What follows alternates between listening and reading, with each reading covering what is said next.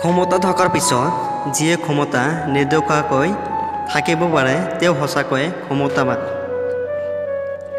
গিলাচ হওক বা পাথৰ আঘাত লাগিলে যেনেকৈ ভাঙি যায়, মানুহৰ দুৰ্বলতাত আঘাত কৰিলে ঠিক তেনেকৈ তেওঁৰ মন ভাঙি চুৰমাৰ হৈ যায়। সেইকাৰণে নিজৰ দুৰ্বলতাবোৰ কেতিয়াও আনৰ আগত প্ৰকাশ কৰিবলৈ নাযাব।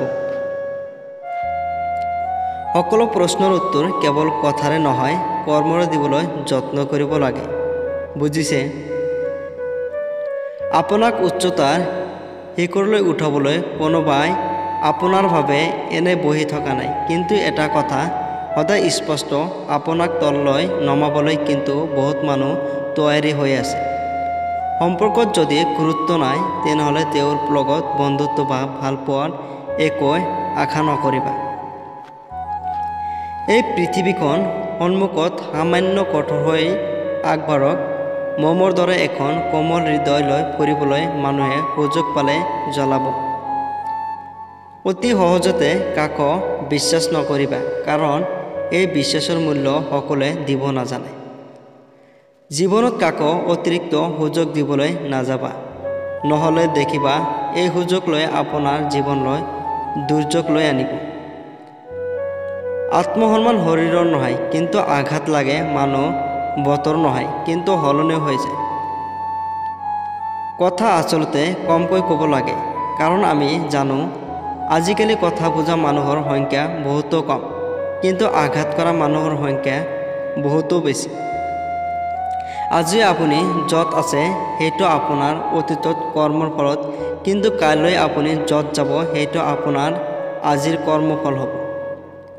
জীৱনত সকলো অভাৱ হ'লে চিন্তা আৰু দুখৰ অভাৱ কেতিয়াও নহয়।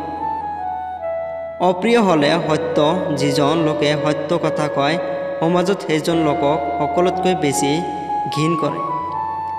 জীৱনৰ যুদ্ধত সকলো হেৰুৱালে ধৈৰ্য আৰু আত্মবিশ্বাস কেতিয়াও নেহেৰুৱাবা, কাৰণ জীৱনৰ যুদ্ধত এই দুটাই অস্ত্ৰ আৰু নিশ্বাস। তিনিটা বস্তু বহুতো মূল্যৱান: সম্পৰ্কত সন্মান, ভালপোৱাত বিশ্বাস আৰু বন্ধুত্বত গুৰুত্ব। পৃথিৱীৰ সকলোতকৈ জটিল কাম হ'ল নিজৰ অশান্ত মনত শান্ত কৰা।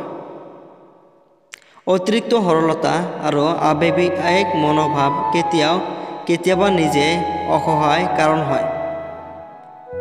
যাৰ কাষত আপোনাৰ অভিমানৰ কোনো মূল্যই নাই, তেওঁৰ কাষত অভিমান প্ৰকাশ কৰাটো কেৱল মূৰ্খামিয়ে নহয়, নিজকে কৰা অসন্মানো হয়। কিছুমান মানুহ আছে যিয়ে জেদ ৰাখিব গৈ সম্পৰ্কত হেৰুৱাই পেলায়, আৰু কিছুমান মানুহ আছে যিয়ে সম্পৰ্ক ৰাখিবলৈ গৈ নিজৰ আত্মসন্মান হেৰুৱাব পেলায়। এই পৃথিৱীত সকলোতকৈ অসহায় তেওঁ, যি নিজৰ খং, অভিমান, কষ্ট কাকো দেখাব নোৱাৰে, অলপমান চিঞৰি কান্দিব নোৱাৰে, কেৱল হাঁহিৰ আঁৰত চকুৰ পানী লুকুৱাই ৰাখে।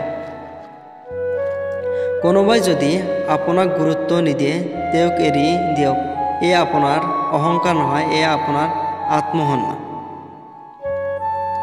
এই পৃথিৱীত সকলোতকৈ আপোন হ'ল চকুৰ পানী। সুখৰ সময়ত লগত থাকিলেও দুখৰ সময়ত লগতে থাকে। থেংকছ ফৰ ৱাচিং।